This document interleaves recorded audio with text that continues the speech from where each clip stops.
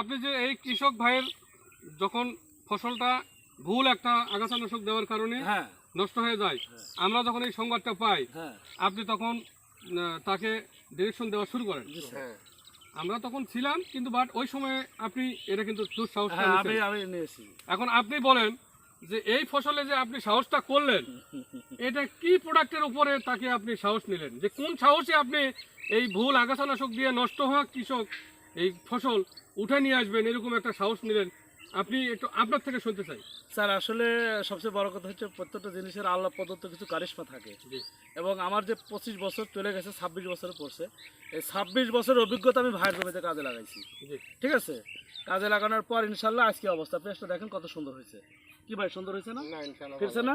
তবে পরিসংখ্যানে আপনাদের native crop কেয়ারের যে কোপাল, যে কোপাল স্যার, কোপালটা কিন্তু অ্যাকশন কাজ করছে। কপনটা দিছিলেন? হ্যাঁ, কপালটা ভাই দিয়েছি। কপাল দিছিলেন? হ্যাঁ, কপাল দিছি। এবং দেওয়ার পরে গাছের চেহারা আর কি হলুদ আছে? না না না হলুদ নেই স্যার, হলুদ নাই, না হলুদ নেই স্যার। এবং গাছ এখন উঠে আসতেছে।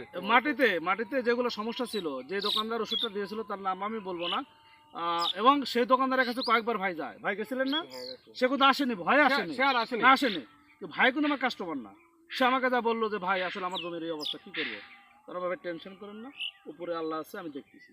তারপরে আমার এই যে ভাই আসাদ এবং আমার এই যে আপা আছে, ওনাকে জমিতে পাঠাই, এখান থেকে ছবি নেই। তারপরে আমি বিভিন্নভাবে ডিসকাস করার পরে কমপক্ষে 1-2 ঘন্টা ডিসকাস করছিলাম, বিভিন্নভাবে তৈরি করলাম কি দেওয়া যায়।